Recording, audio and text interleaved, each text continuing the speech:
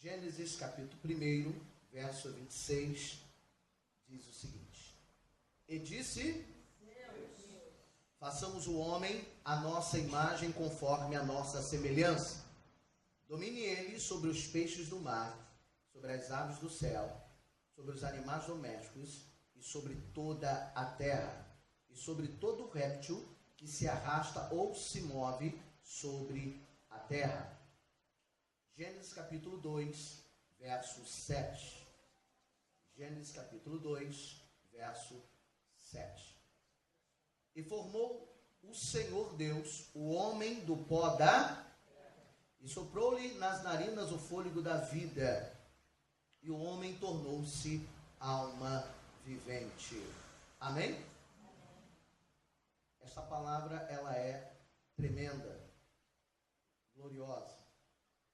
Queridos, é um assunto que o Senhor colocou em meu coração hoje para que eu pudesse estar falando, porque por uma jesuicidência espiritual, o pastor, enquanto estava ministrando uma palavra do céu no teu coração, ela não sabia o que eu iria falar, e aí confirmou em minha alma o propósito desta mensagem.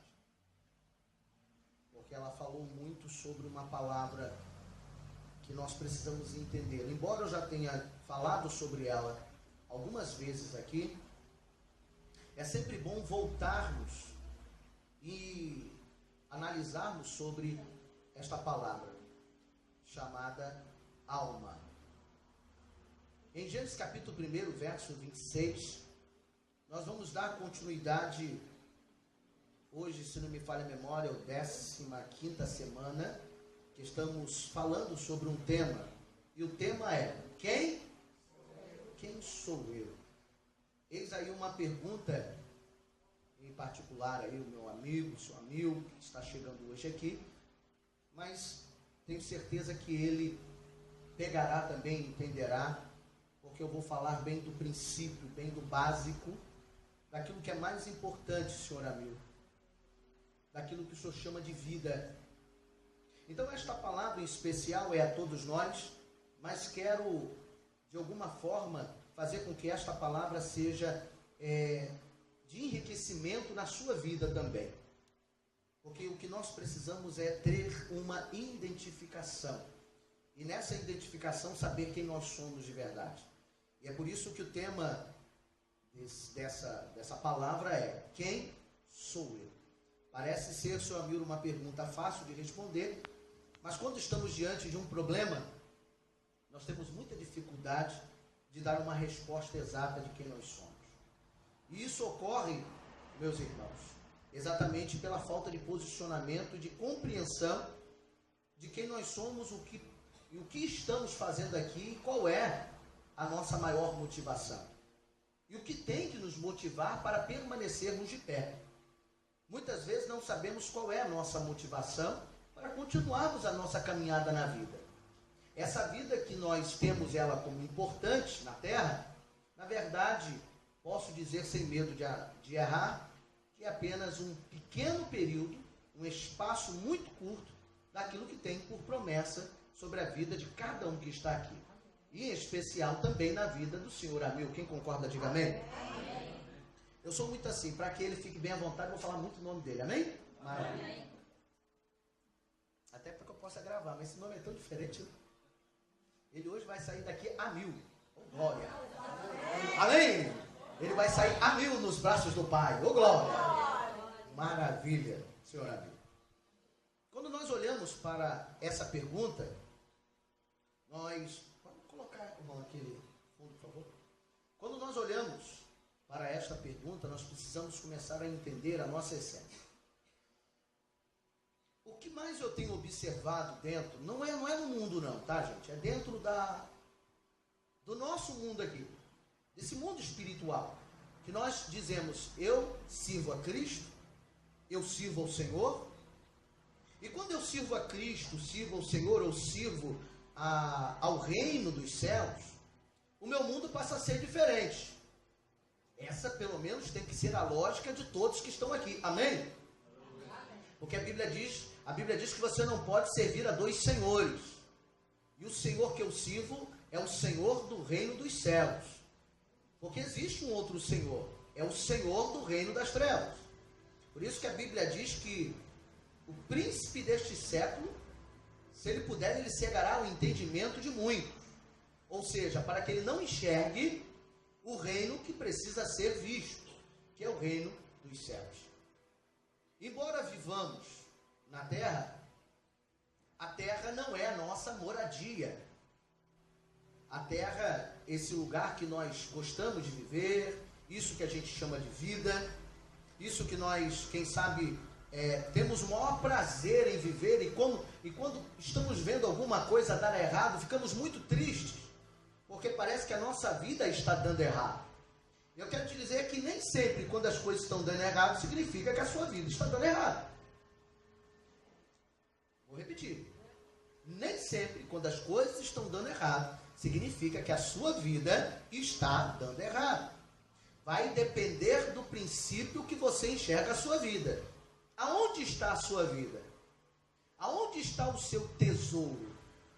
A Bíblia diz que aonde estão os teus olhos ou o teu coração, ali está o teu tesouro. Se o meu tesouro, se os meus olhos estão nas coisas terrenas apenas, aí realmente nós vamos ter sérios problemas e aí a nossa vida será um problema. Agora, se os meus olhos, se o meu coração, se a minha vida está no reino dos céus, então os problemas terrenos não podem e não têm o direito. Eu quero que você profetize isso na tua vida aqui hoje. Os problemas terrenos não têm o direito de me atrapalhar no reino dos céus. Ele não tem o direito. O problema é que muitas vezes não sabemos que tipo de reino realmente nós estamos. Porque estar dentro de uma igreja não significa estar dentro do reino. Vir a um culto não quer dizer que você está dentro de um reino. Estabelecer uma nomenclatura do tipo, eu sou crente, eu sou evangélico, isso a gente já conversou, já falou, e eu não vou voltar em relação a isso. Eu sou protestante. Uma nomenclatura não diz quem eu sou no reino dos céus. Diz quem eu sou quando eu me posiciono diante daquele que eu creio.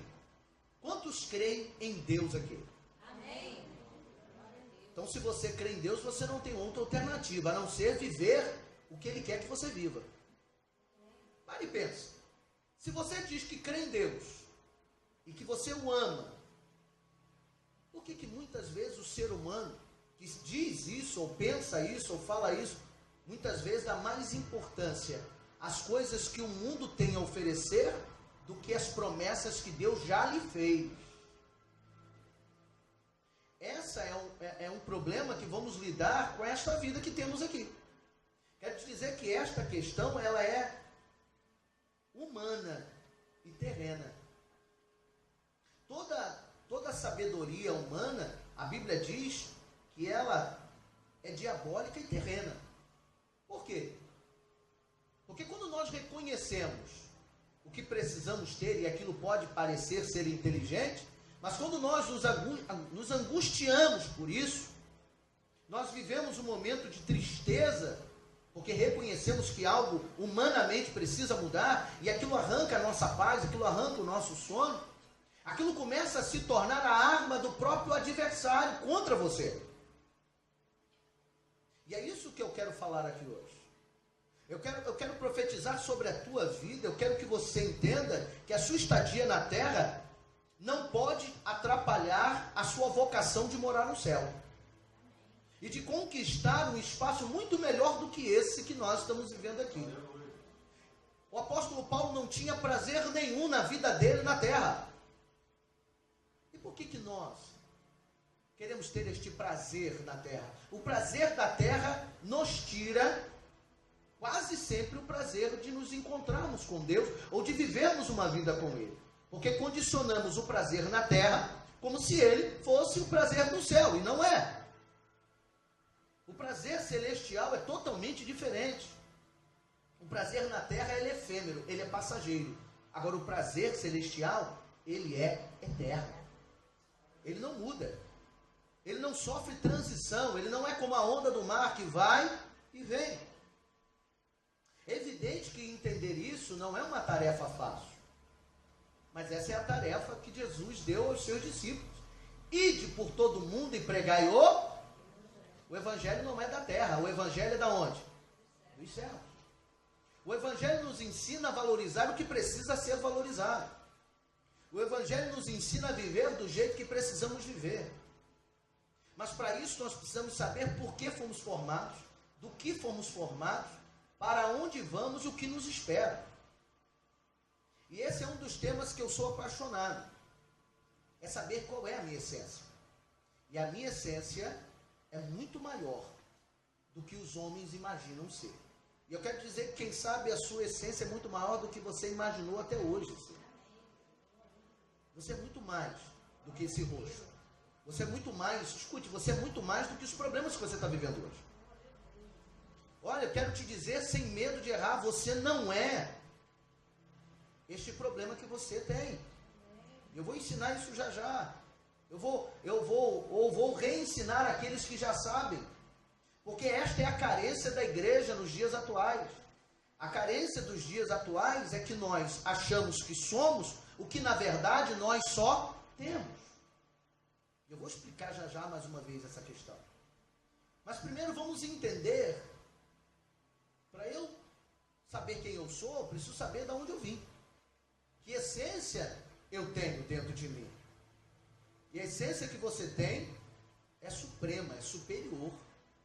Eu quero que você saia daqui hoje entendendo que você é excelente demais.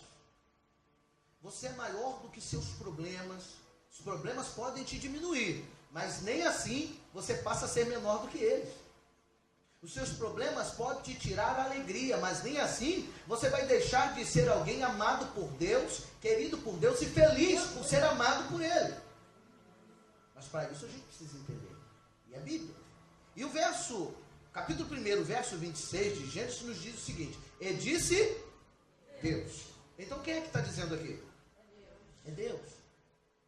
Primeiro, se eu creio em Deus, então eu creio no que Ele fala. Amém?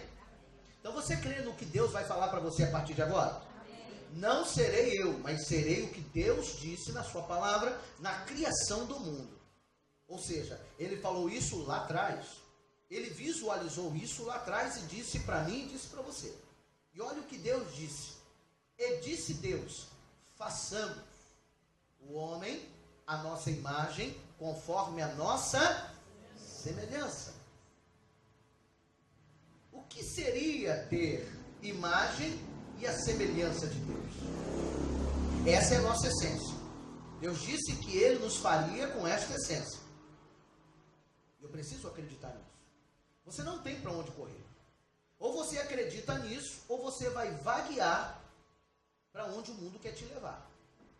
Ou você determina e crê que quando Deus te formou, você tem a imagem e semelhança dele, ou senão tudo o que eu disser a partir de agora não servirá de nada para você. Porque este é o princípio. O princípio da formação do homem mostra quem ele é. Neste caso ele está falando de Adão. E todos nós somos descendentes de quem? Somos descendentes de quem? Então todos nós somos descendentes da formação inicial, ou seja, de Adão. Então quem sou eu? Eu sou imagem e semelhança de Deus. O que é ter imagem e semelhança de Deus?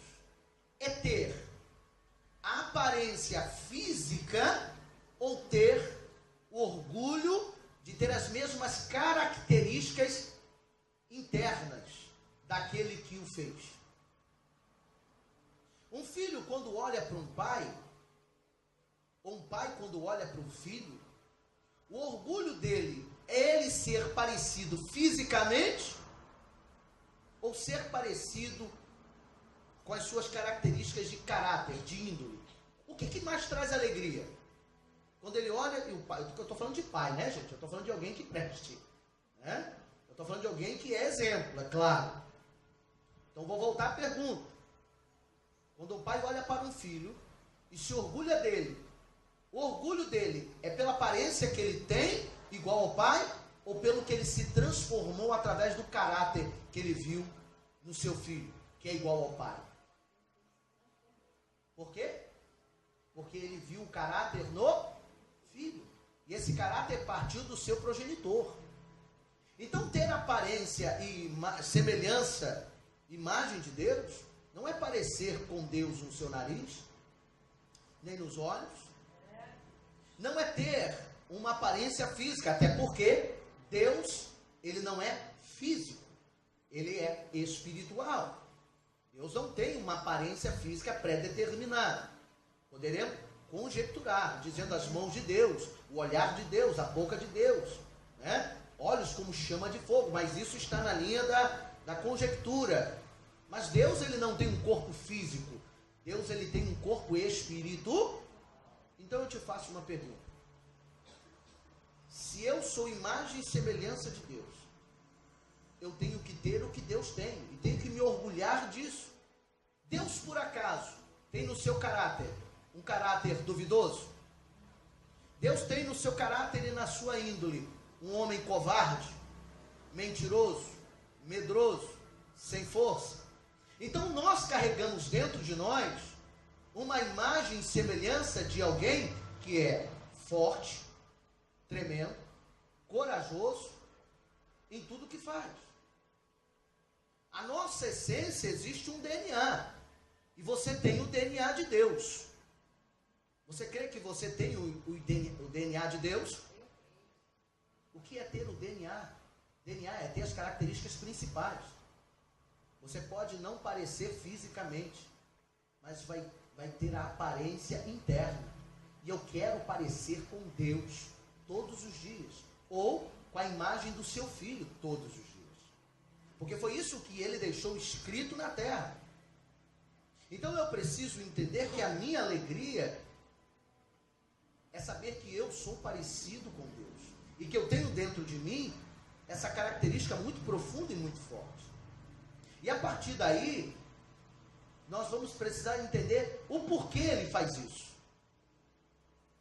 Porque aí vamos entender o tamanho da nossa força, o tamanho da nossa credibilidade. Sabe quando você acha que você não tem crédito ou você não tem força? Então eu vou te mostrar que você tem força. Você só não sabe usar a força que tem. Um elefante é forte ou é fraco? Um cavalo é forte ou é fraco? Um rinoceronte é forte ou é fraco? Muitas vezes somos fortes, mas agimos como fracos. Muitas vezes temos dentro de nós fortalezas, mas agimos como se fôssemos casas feitas de palha. Quando a gente olha um elefante, ele é forte. Mas muitas vezes ele não sabe a força que tem e não usa a força que tem. Às vezes você pega, não sei se você já viu isso, tem uma chargezinha, né, uma imagem de um cavalo, que ele está com uma corda amarrada num pé de uma cadeira de plástico como essa que você está sentado. Eu te faço uma pergunta, o que é mais forte? O cavalo ou a cadeira? Mas engraçado, tem gente que pega o cavalo, amarra numa cadeira e ele fica. Ele acha que aquela cadeira pode o aprisionar. Irmão, você pode amarrar uma galinha e ela vai ficar amarrada. Amarra uma águia, que eu quero ver se ela vai ficar amarrada. Uma águia não suporta a prisão. Uma águia, ela não se dá por vencida quando alguém amarra ou prende em suas pernas uma corda e coloca ela em algum lugar. Ela vai se debater, ela vai fazer força, ela vai tentar cortar a corda, ela vai fazer de tudo, e se não tiver jeito, ela é capaz de cortar a sua própria perna, mas ela não vai ficar presa. Muitas vezes aceitamos a cadeira nos aprisionar. Eu estou usando apenas uma figura de linguagem. Muitas vezes aceitamos, como uma galinha aceita ser amarrada e ficar ali. Deus disse que nós seríamos como águias. O que a águia é? A águia é forte. A águia renova suas forças. E quando é que a águia renova suas forças? Eu estou dizendo que nós temos a essência da renovação. Quero dizer a você hoje que Deus nos criou para sermos renovados todos os dias. Porque a Bíblia diz que a palavra nos renova todos os dias. Quando eu vivo a palavra, ela me renova todos os dias. Como a força da águia, eu sou renovado todos os dias por intermédio da palavra. E o que é a palavra? É o próprio Deus falando ao meu DNA, ao meu ser. E quando nós não temos isso, nós nos deixamos amarrados, presos ao que não pode nos prender. Muitas vezes somos aprisionados diante de circunstâncias que aparentemente aprisionam homens comuns. Mas aquele que conhece a Deus como Ele é, você não será aprisionado. Porque a doença, a enfermidade, o problema, as circunstâncias terrenas não podem ser cadeiras que você será amarrado a elas. Quem está entendendo isso? Nós podemos, alguém pode tentar nos amarrar a elas, mas nós não ficaremos amarrados nelas. A minha vida não é amarrada nas coisas terrenas. A minha vida, se tem que ser amarrada, é nas mãos do eterno e maravilhoso Deus. Eu preciso colocar isso dentro de mim. Porque o que a vida faz, o que os problemas da vida fazem comigo? Eles tentam, irmãos, sabe Ilma, sabe Amabílio, sabe meu irmão, amigo? A vida faz isso com a gente. Gente, você não tem noção quantas vezes a vida tentou me amarrar e até agora está tentando me amarrar aos problemas que a vida me apresenta. Gente, a vida tenta nos amarrar todos os dias. As nossas crises, elas são exatamente por causa disso. É porque nos sentimos amarrados, é porque nos sentimos presos, é porque nos sentimos sem força. Só que Deus te deu força. Deus te deu a essência dele. É por isso que ele diz: clame a mim e responder-te-ei, anunciar-te-ei coisas grandes e firmes que tu ainda não sabes. O que ele está tentando dizer? Ele está tentando te dizer que o que você ainda não descobriu, se você clamar a ele, ele vai te fazer descobrir que a sua força não é a que você pensa, mas é aquele que te dá. Que o que você vai ser não é o que as pessoas dizem, mas é o que ele diz que você será. O que Deus diz que você será? Que você não será preso às coisas deste mundo. A Bíblia diz que eu sou peregrino nesta terra. E quando eu olho para isso, eu preciso entender a minha essência. Irmãos, eu não sou filho do macaco. E eu não sou a criação de uma explosão de pedras, chamada Big Bang, e que formou o homem. Eu sou a criação excelsa de Deus. Primeiro, eu sou tão especial, amigo, você é tão especial, que Deus, quando criou o ser humano, ele não criou com uma palavra, ele criou com uma ação. Tudo Deus disse: haja. Haja luz, haja terra, haja mar, haja separação, haja animais, haja isso, haja plantas, haja. Mas quando ele foi criar o homem, ele não disse haja o homem. Ele fez o homem. E por que ele não disse haja? E por que ele agiu, ao invés de apenas dizer haja? Ele agiu. Ele agiu dizendo: eu mesmo vou fazer algo parecido comigo. Ele te construiu parecido com ele. Ele fez você com riqueza de detalhes. A sua essência é feita pelas próprias mãos do Eterno.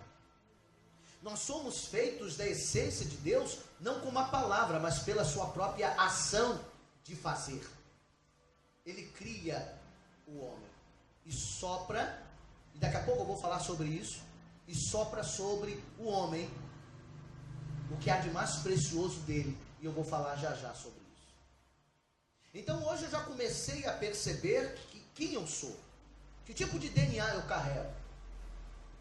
Se você não conseguir visualizar isto, nós seremos todos os dias atingidos pelo mal que nos cerca. Porque o mal diz, você não é nada. E Deus te pergunta, e quem eu sou para você? Se você acreditar que você não é nada, então você também está dizendo que o Deus que você diz amar, de alguma forma você está dizendo que Ele não pode fazer nada por você. E Ele pode. Amém? Ele é poderoso para fazer coisas ainda maiores do que você pensa ou imagina. E sobre essa palavra, existe uma palavrinha que me chama muita atenção. Ele diz o seguinte, vamos lá. Ele disse Deus, façamos o homem, a nossa imagem conforme a nossa semelhança, vírgula, domine. Diga comigo, domine. Domine. Querido, a palavra domine para mim, ela é profunda. E por que ela é profunda? Porque ela está dividida em dois momentos. Ela está dividida exatamente aqui. Olha o que diz. Domine o quê? Domine os peixes do mar, sobre as aves do céu, sobre o gado, sobre toda a vírgula. Paremos aqui. Deus está dizendo a todos nós qual é a nossa função. E por que nós não usamos ela? Você já reparou que o homem, por muitas vezes, é dominado, ao invés de dominar? As coisas nos dominam. É por isso que a Bíblia diz que nós temos que servir a Deus, amar a sua obra acima de todas as coisas, entregar a nossa vida a Ele, sujeitar a Deus. Quando nós nos sujeitamos a Deus, todas as demais coisas o Senhor vai acrescentar sobre a nossa vida. E por que Ele está dizendo isso? Exatamente pelo poder que você tem. E qual é o poder? Poder de dominar. Diga comigo, dominar. Agora você já reparou que a nossa vida tem uma característica muito séria? O reino das trevas tenta o tempo todo te dominar. Os seus problemas e as suas dificuldades, elas são os argumentos do adversário para te dominar naquilo. Você pode ver que ele tenta te amarrar ou tenta te aprisionar nas questões que você vive dentro de casa, fora de casa, no seu trabalho, nos desejos que você tem de um homem e de mulher. Tudo isso são desejos, tudo isso são vontades. Mas a minha vontade é fazer a vontade do Pai. Ou a sua vontade é fazer a sua vontade? A minha vontade é fazer a vontade de Deus. E quando eu entendo que a minha vontade é fazer a vontade de Deus, então Deus nos colocou como colocou Adão e disse para Adão, Adão, você vai dominar os animais, as aves, os peixes, o gado e tudo que estiver sobre a terra. As coisas que nós não conquistamos, o que mais tem na nossa vida diária é a falta de domínio das coisas. A falta de alguma coisa nos domina, quando na verdade somos nós que deveríamos dominá-la. Às vezes ficamos tristes, isso aqui principalmente para os jovens. Nem tudo que você quer na vida você vai conseguir, meu. A vida não é um faz de conta, a vida é real. Nem tudo aquilo que desejamos vamos conseguir. Mas tudo aquilo que é necessário Deus vai dar, que é diferente. Então, às vezes, reclamamos, grave isso aqui, às vezes reclamamos do que não temos, ao invés de agradecermos por aquilo que já temos. Muitas vezes questionamos a Deus por aquilo que eu não recebi. E quantas vezes você agradeceu a Deus por aquilo que Ele já te deu? Você é capaz de glorificar o teu Deus hoje aqui por aquilo que Ele já fez? Ou você é daquele tipo de pessoa que só questiona a Deus porque você ainda não ganhou? Isso é algo a pensar. O problema é esse. Por que o mundo te aprisiona? Porque você e eu temos uma tendência, porque somos frutos, e eu vou explicar já já, de uma parcela focada na terra, porque nós temos duas essências. A essência da formação que Deus nos fez do pó da terra, mas a nossa maior essência é a que Ele colocou dentro de nós. Eu vou falar já já. Então escute. Muitas vezes somos maiores questionadores do que Deus não fez. E aí eu estou falando para aquele que gosta de viver a sua vida questionando. Para você que vive a sua vida reclamando. Para você que olha para a tua vida e diz, a minha vida não está do jeito que eu quero. Quem dera que a sua vida estivesse do jeito que você gostaria, meu filho. Seria ótimo, seria sensacional se a sua vida fosse esse mar de rosa que você idealiza. Imagina, irmão, acorda, o sonho, isso é um pesadelo que você está tendo. Porque na terra eu não posso esperar muita coisa, eu só tenho que esperar de Deus. A vida, o plano que nós vivemos, nós não podemos sermos ignorantes, porque este plano ele é terreno. E o príncipe deste século, ou seja, o príncipe desta terra, Deus, ele coordena todas as coisas, mas o mundo, a Bíblia diz que o mundo jaz do maligno, e se jaz do maligno, há um principado, há potestades nas regiões celestes, tentando coordenar e fazer com que você perca o seu direito. Que direito? De ser verdadeiramente feliz. E ser feliz não é ter tudo o que você quer. Ser feliz é saber com o que você tem, você é feliz. Eis aí a diferença da felicidade. Porque o ser humano jamais será feliz diante desse tópico. O ser humano jamais vai ter tudo o que quer. Sempre vai faltar alguma coisa. Por isso que as coisas te dominam. Eu costumo usar um exemplo. Eu já gostei muito de carro. Como eu queria trocar de carro, como eu gostaria de ter carro A, carro B, carro C. Como quem sabe as donas de casa gostariam de ter aquela geladeira free, cheia de frufru, que bota água na porta, que você não precisa nem abrir a geladeira, para os filhos não tomarem no gargalo. Ô, tribulação. Filho, não enche garrafa, tome lá no tronco. O abençoado ainda pega a garrafa vazia e bota dentro da geladeira. Não sei o que ele está pensando nesta hora. Ele acha que vai haver um milagre. Deus vai colocar água dentro da garrafa. Ele é poderoso. Não é? No máximo deixa na pia, ou bença. Não, ele bota na geladeira. Eu acho que ele pensa, vou botar a garrafa que quando vir a água ela vai gelar instantaneamente. Deve ser alguma coisa.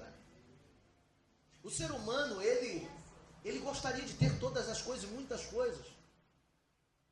Só que o carro zero que eu tenho hoje, estou profetizando, amém? Está longe de ser zero. Mas no fundo, nem esse desejo eu mais tenho. Já perdi até esse desejo. Mas é uma realidade. Eu posso ter um carro zero hoje, mas daqui a 6 meses ele será velho. Daqui a 1 ano ele será velho, porque terá um outro no lugar dele. Então ele já não é mais novo, não é mais zero. E aonde vai parar o meu desejo de querer ter tudo aquilo que eu acho que é bom ter? Irmão, sabe o que é bom ter? Bom é ter a alegria da salvação no coração.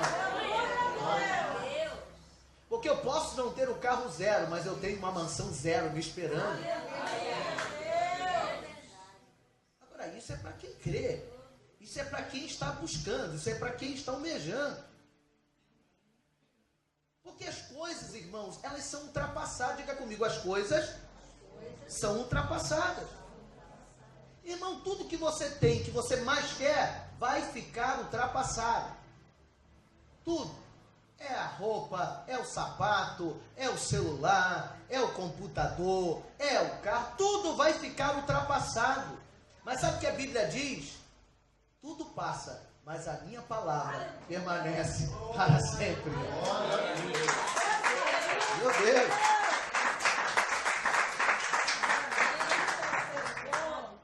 Tudo passa, irmãos. Irmãos, nós estamos precisando viver isso. Eu confesso para você que eu estou chegando ao momento da minha vida adulta, que eu estou começando a ficar adulto. Sério? Sabia que nós, como adultos, às vezes ainda somos criança? É infantil na realidade da vida. Não é que você é bobo, não. É porque você é infantil, porque você perdeu o senso do que é realmente a vida. Olha, um homem chamado Salomão, ele entendeu o que era dominar. Porque Salomão teve a sabedoria dada por Deus. Não teve e não terá homem mais inteligente que Salomão. Aí eu te faço uma pergunta. O homem com toda aquela sapiência, com toda aquela inteligência, sabe qual foi o final dele? O final dele foi dizer o seguinte: tudo é vaidade. Agora, como é que pode, meu amado amigo, alguém que foi o homem mais sábio, e não existirá ninguém mais sábio do que ele, no final da sua vida dizer, tudo é vaidade. Por quê? Porque ele teve o carro que quis, a casa que quis, teve a mulher que quis, teve a suposta alegria que quis, com toda a sua sabedoria, mas no final ele se perdeu. Irmãos, o que na verdade, escute isto, porque isto aqui é profético, o que na verdade nós mais queremos pode ser a causa da nossa maior destruição. Nós temos que olhar com cuidado. Eu não estou dizendo que é tudo, estou dizendo para você pensar. O que você mais quer pode ser a causa da sua destruição. Pode ser a causa das suas maiores tristezas. Pode ser a causa das suas maiores angústias. Porque você perde tempo querendo ter, quando você deveria ganhar esse tempo para ser e não para ter. Quem está entendendo isso? Meu irmão, eu estou começando a ficar adulto. Sabe, as coisas estão perdendo sentido para mim. Confesso para você. O carro está perdendo sentido. Sabe? As coisas que eu gosto perdem sentido. Estão perdendo. Eu estou falando isso aqui porque eu estou falando da minha alma, da minha vida. Estão perdendo sentido. Gosto muito de muitas coisas. Mas eu estou sentindo dentro de mim que essas coisas vão perdendo sentido. Eu vou usar, vou precisar até ter. Mas vão perder o sentido de força. Vão perder o sentido de ação. Porque se eu não tiver, quer ver uma coisa? Meu Deus do céu, quem me conhecia alguns anos atrás, quero ver alguém. Hoje você entra no meu carro, você não vai imaginar isso. Mas hoje você entra no meu carro parece um samba de crioulo doido. Pensa num trem que tem tudo dentro dele, é uma bagunça. Tá tudo arrunhado, meu Deus. O carro anda sujo muitas vezes, cheio de terra, poeira. Mas é porque você não me conheceu quando eu tinha 18, 20 anos. Eu era chato com o carro. Estou usando o meu exemplo apenas, ok? Meu carro todos os dias de manhã, antes de sair, eu tinha que passar um pretinho no pneu. Eu tinha que sair com o carro bonito. Perdeu o sentido. Sabe, perdeu o sentido. Mas isso não quer dizer que eu perdi a alegria. Eu deixei de valorizar o que não tinha valor. E passei a começar a entender que o meu carro não serve para que os outros o olhem. Ele serve para servir. Deu para entender? Meu carro tem que servir para servir. Se ele não serve para servir, então eu não sirvo. Então para que tê-lo? Então a minha maior alegria é quando eu acho uma verdadeira utilidade. Tudo que você quer tem utilidade? Utilidade para servir? Aí sim, Deus está fazendo uma grande obra na sua vida. Amém, meu irmão? É claro que eu estou fazendo você pensar. Não é em todas as coisas que eu estou falando que você vai aplicar. Você precisa ser inteligente para identificar aonde essa característica vai se colocar. Existem coisas que são necessárias. É necessária. As outras são secundárias. O que é necessário? Necessário é você ser feliz com quem você é. Secundário é você achar que você é feliz com as coisas que você tem. Entendeu a diferença? E aí Deus está dizendo que o homem, ele teria que dominar. Dominar o quê? Tudo isso que eu acabei de dizer. Dominar esse sentimento que nos fazem perder o foco de quem é Deus. Me faz perder o foco daquilo que eu sou. Sabe, o que é mais belo é o que eu consegui conquistar ao longo da minha vida. O que você conquistou? Uma família? Mesmo que ela tenha problemas, mas é a sua família. E você é feliz pela família que tem.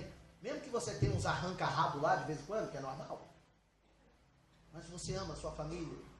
É a melhor parte sua mesmo. É a melhor parte que você tem na sua vida é a sua família. É o que você representa para a sua família. Porque você não é porque você tem um carro. Você é por aquilo que você se transformou no meio dela. Seja pobre ou rico, com muito ou com pouco, a sua família gosta e precisa amar quem você representa dentro dela. Quando você chega, você atrai sorrisos ou lágrimas? Quando você chega perto de alguém, o que você atrai? Satisfação ou insatisfação? Às vezes olhamos, queremos chegar, estou dando apenas um exemplo, ok? Queremos chegar com o melhor carro. Ou queremos que alguém olhe para a nossa casa e é a melhor casa da rua. Mas a pergunta é, quando nós nos deparamos com essas pessoas, elas olham para a casa que eu tenho ou para quem eu sou dentro desta casa? Elas olham para o carro que eu tenho ou para quem está dirigindo aquele carro? Está tirando onda com aquele carro. Quem está entendendo isso? Então o que nós precisamos valorizar é o que nós não valorizamos. E eu vou falar já já disso daqui a pouquinho. Então nós precisamos aprender a dominar. A nossa vaidade, ela precisa ser controlada. Todo mundo tem vaidade, eu tenho vaidade, você tem vaidade. Mas nós precisamos aprender a controlar as nossas vaidades. A nossa vaidade é a arma que o diabo tem para nos derrubar. Quantas vezes eu já não fui derrubado pela minha vaidade? Quantas vezes eu já fui ao chão sem perceber? Porque nem sempre somos vaidosos e percebemos que estamos sendo. Mas nós estamos sendo. Quando nós queremos ser o que não somos, é uma vaidade. Eu estou pedindo a Deus para me ensinar todos os dias para que a minha vaidade seja uma vaidade para crescer e não para perder. Amém? Uma vaidade para avançar e não para retroceder. Porque a vaidade, ela pode jogar para frente. Então, essa vaidade é boa, ó. Eu quero ser um grande homem de Deus. Essa é uma vaidade boa. Eu quero ser uma grande mulher de Deus. É uma vaidade boa, é uma vontade. Agora, existem vaidades que nos fazem querer ser melhor do que o outro. Essa não é uma boa vaidade. Deu para entender a diferença? Todo mundo quer crescer, mas cresce como? Com as suas próprias pernas, com as suas próprias atitudes, ou tentando fazer do outro trampolim para que a sua vaidade prevaleça. É diferente. Gênesis capítulo 1, verso 26, diz o seguinte: E disse: façamos o homem à nossa imagem conforme a nossa semelhança. Domine ele sobre os peixes do mar, sobre as aves do céu, sobre os animais domésticos e sobre toda a terra, e sobre todo réptil que se arrasta ou se move sobre a terra. Gênesis capítulo 2, verso 7. Gênesis capítulo 2, verso 7. E formou o Senhor Deus o homem do pó da e soprou-lhe nas narinas o fôlego da vida, e o homem tornou-se alma vivente. Amém? Esta palavra, ela é tremenda, gloriosa. Queridos, é um assunto que o Senhor colocou em meu coração hoje para que eu pudesse estar falando, porque por uma jesuicidência espiritual, o pastor, enquanto estava ministrando uma palavra do céu no teu coração, ela não sabia o que eu iria falar, e aí confirmou em minha alma o propósito desta mensagem. Porque ela falou muito sobre uma palavra que nós precisamos entender. Embora eu já tenha falado sobre ela algumas vezes aqui, é sempre bom voltarmos e analisarmos sobre esta palavra. chamada alma. Em Gênesis capítulo 1, verso 26, nós vamos dar continuidade, hoje, se não me falha a memória, é a 15ª semana, que estamos falando sobre um tema, e o tema é, quem sou eu? Eis aí uma pergunta, em particular aí o meu amigo, seu amigo, que está chegando hoje aqui, mas tenho certeza que ele pegará também, entenderá, porque eu vou falar bem do princípio, bem do básico, daquilo que é mais importante, senhor amigo, daquilo que o senhor chama de vida. Então esta palavra em especial é a todos nós, mas quero de alguma forma fazer com que esta palavra seja de enriquecimento na sua vida também. Porque o que nós precisamos é ter uma identificação. E nessa identificação saber quem nós somos de verdade. E é por isso que o tema dessa palavra é, quem sou eu? Parece ser, senhor amigo, uma pergunta fácil de responder, mas quando estamos diante de um problema, nós temos muita dificuldade de dar uma resposta exata de quem nós somos.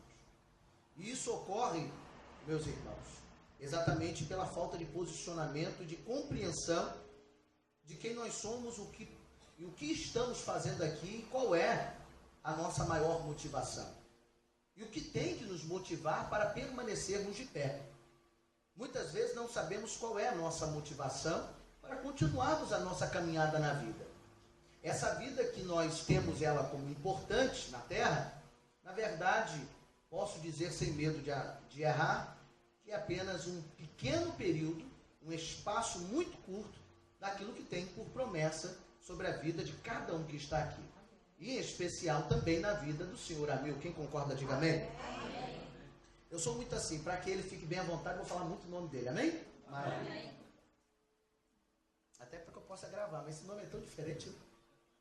Ele hoje vai sair daqui a 1000. Oh, glória. Amém?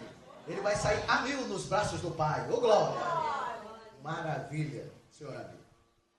Quando nós olhamos para essa pergunta, nós... Pode colocar o nome aqui no fundo, por favor. Quando nós olhamos para esta pergunta, nós precisamos começar a entender a nossa essência. O que mais eu tenho observado dentro, não é no mundo não, tá, gente? É dentro do nosso mundo aqui, desse mundo espiritual, que nós dizemos, eu sirvo a Cristo, eu sirvo ao Senhor, e quando eu sirvo a Cristo, sirvo ao Senhor, eu sirvo ao reino dos céus, o meu mundo passa a ser diferente. Essa, pelo menos, tem que ser a lógica de todos que estão aqui. Amém? Porque a Bíblia diz que você não pode servir a dois senhores. E o Senhor que eu sirvo é o Senhor do reino dos céus. Porque existe um outro Senhor. É o Senhor do reino das trevas. Por isso que a Bíblia diz que o príncipe deste século, se ele puder, ele cegará o entendimento de muitos. Ou seja, para que ele não enxergue o reino que precisa ser visto, que é o reino dos céus. Embora vivamos na terra, a terra não é a nossa moradia. A terra, esse lugar que nós gostamos de viver, isso que a gente chama de vida, isso que nós, quem sabe, temos o maior prazer em viver, e quando estamos vendo alguma coisa dar errado, ficamos muito tristes, porque parece que a nossa vida está dando errado. Eu quero te dizer que nem sempre quando as coisas estão dando errado, significa que a sua vida está dando errado. Vou repetir. Nem sempre quando as coisas estão dando errado, significa que a sua vida está dando errado. Vai depender do princípio que você enxerga a sua vida. Aonde está a sua vida? Aonde está o seu tesouro? A Bíblia diz que aonde estão os teus olhos ou o teu coração, ali está o teu tesouro. Se o meu tesouro, se os meus olhos estão nas coisas terrenas apenas, aí realmente nós vamos ter sérios problemas e aí a nossa vida será um problema. Agora, se os meus olhos, se o meu coração, se a minha vida está no reino dos céus, então os problemas terrenos não podem e não têm o direito. Eu quero que você profetize isso na tua vida aqui hoje. Os problemas terrenos não têm o direito de me atrapalhar no reino dos céus. Ele não tem o direito. O problema é que muitas vezes não sabemos que tipo de reino realmente nós estamos. Porque estar dentro de uma igreja não significa estar dentro do reino. Vir a um culto não quer dizer que você está dentro de um reino. Estabelecer uma nomenclatura do tipo, eu sou crente, eu sou evangélico, isso a gente já conversou, já falou, e eu não vou voltar em relação a isso. Eu sou protestante, uma nomenclatura não diz quem eu sou no reino dos céus. Diz quem eu sou quando eu me posiciono diante daquele que eu creio. Quantos creem em Deus aqui? Amém. Então, se você crê em Deus, você não tem outra alternativa, a não ser viver o que Ele quer que você viva. Pare e pensa. Se você diz que crê em Deus e que você o ama, por que muitas vezes o ser humano que diz isso, ou pensa isso, ou fala isso, muitas vezes dá mais importância às coisas que o mundo tem a oferecer do que as promessas que Deus já lhe fez? Essa é um problema que vamos lidar com esta vida que temos aqui. Quero te dizer que esta questão, ela é humana e terrena. Toda sabedoria humana, a Bíblia diz que ela é diabólica e terrena. Por quê? Porque quando nós reconhecemos o que precisamos ter, e aquilo pode parecer ser inteligente, mas quando nós nos angustiamos por isso, nós vivemos um momento de tristeza, porque reconhecemos que algo humanamente precisa mudar, e aquilo arranca a nossa paz, aquilo arranca o nosso sono, aquilo começa a se tornar a arma do próprio adversário contra você.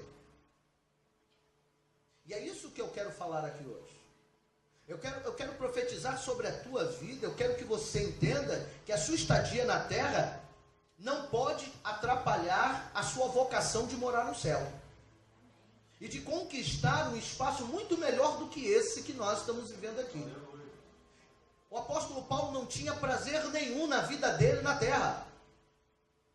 E por que nós queremos ter este prazer na terra? O prazer da terra nos tira quase sempre o prazer de nos encontrarmos com Deus ou de vivermos uma vida com Ele. Porque condicionamos o prazer na terra como se ele fosse o prazer do céu, e não é. O prazer celestial é totalmente diferente. O prazer na terra, ele é efêmero, ele é passageiro. Agora, o prazer celestial, ele é eterno. Ele não muda. Ele não sofre transição, ele não é como a onda do mar que vai e vem. É evidente que entender isso não é uma tarefa fácil. Mas essa é a tarefa que Jesus deu aos seus discípulos. Ide por todo mundo e pregai o Evangelho não é da terra, o Evangelho é da onde? Dos céus. O Evangelho nos ensina a valorizar o que precisa ser valorizado. O Evangelho nos ensina a viver do jeito que precisamos viver. Mas para isso nós precisamos saber por que fomos formados, do que fomos formados, para onde vamos e o que nos espera. E esse é um dos temas que eu sou apaixonado. É saber qual é a minha essência. E a minha essência é muito maior do que os homens imaginam ser. E eu quero dizer que, quem sabe, a sua essência é muito maior do que você imaginou até hoje. Você é muito mais do que esse rosto. Você é muito mais, escute, você é muito mais do que os problemas que você está vivendo hoje. Olha, eu quero te dizer, sem medo de errar, você não é este problema que você tem.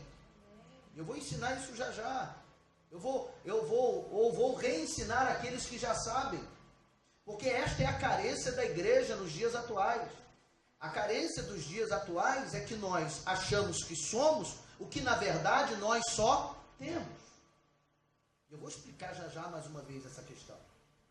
Mas primeiro vamos entender. Para eu saber quem eu sou, eu preciso saber de onde eu vim. Que essência eu tenho dentro de mim. E a essência que você tem é suprema, é superior. Eu quero que você saia daqui hoje entendendo que você é excelente demais. Você é maior do que seus problemas. Os problemas podem te diminuir, mas nem assim você passa a ser menor do que eles. Os seus problemas podem te tirar a alegria, mas nem assim você vai deixar de ser alguém amado por Deus, querido por Deus e feliz por ser amado por Ele. Mas para isso a gente precisa entender. E a Bíblia. E o capítulo 1, verso 26 de Gênesis nos diz o seguinte: e disse Deus. Então quem é que está dizendo aqui? É Deus. Primeiro, se eu creio em Deus, então eu creio no que Ele fala. Amém? Então você crê no que Deus vai falar para você a partir de agora? Amém. Não serei eu, mas serei o que Deus disse na sua palavra, na criação do mundo. Ou seja, Ele falou isso lá atrás.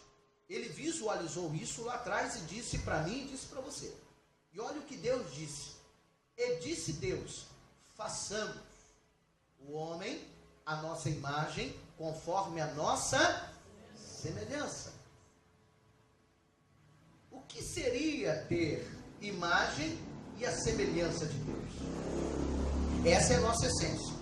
Deus disse que Ele nos faria com esta essência. Eu preciso acreditar nisso. Você não tem para onde correr. Ou você acredita nisso, ou você vai vaguear para onde o mundo quer te levar. Ou você determina e crê que quando Deus te formou, você tem a imagem e semelhança dele, ou senão tudo o que eu disser a partir de agora não servirá de nada para você. Porque este é o princípio. O princípio da formação do homem mostra quem ele é. Neste caso ele está falando de Adão. E todos nós somos descendentes de quem? Somos descendentes de quem? Então todos nós somos descendentes da formação inicial, ou seja, de Adão. Então quem sou eu? Eu sou imagem e semelhança de Deus. O que é ter imagem e semelhança de Deus? É ter a aparência física ou ter o orgulho de ter as mesmas características internas daquele que o fez. Um filho, quando olha para um pai, ou um pai, quando olha para um filho, o orgulho dele é ele ser parecido fisicamente ou ser parecido com as suas características de caráter, de índole. O que mais traz alegria? Quando ele olha, e o pai, eu estou falando de pai, né, gente? Eu estou falando de alguém que preste, né? Eu estou falando de alguém que é exemplo, é claro. Então vou voltar à pergunta. Quando o pai olha para um filho e se orgulha dele, o orgulho dele é pela aparência que ele tem, igual ao pai, ou pelo que ele se transformou através do caráter que ele viu no seu filho, que é igual ao pai? Por quê? Porque ele viu o caráter no filho. E esse caráter partiu do seu progenitor. Então ter aparência e semelhança, imagem de Deus, não é parecer com Deus no seu nariz, nem nos olhos. Não é ter uma aparência física, até porque Deus, ele não é físico, ele é espiritual. Deus não tem uma aparência física pré-determinada.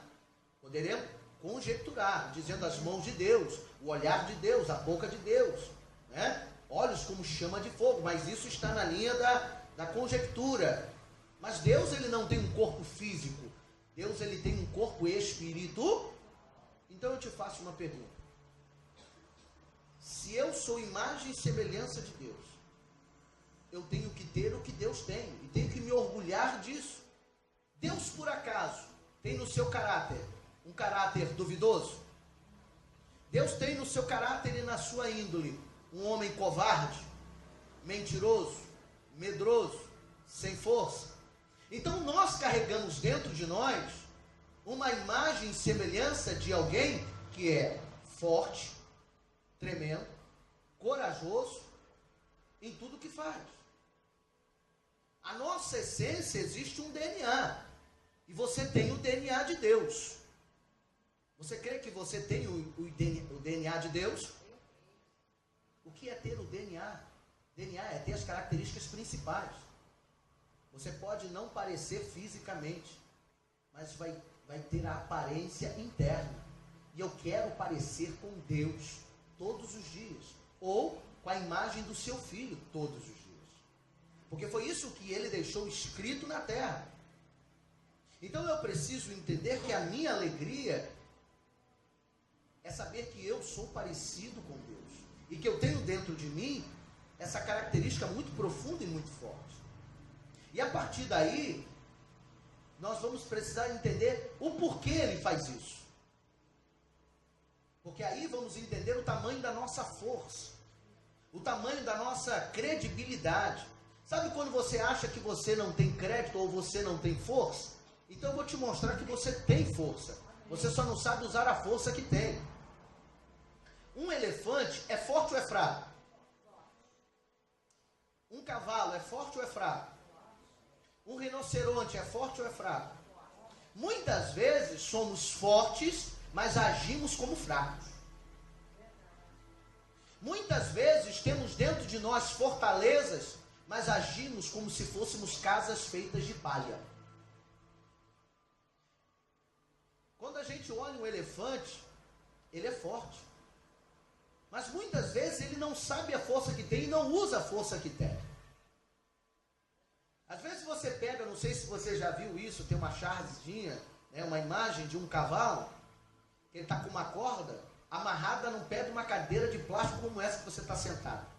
Eu te faço uma pergunta, o que é mais forte? O cavalo ou a cadeira? Mas engraçado, tem gente que pega o cavalo, amarra numa cadeira e ele fica. Ele acha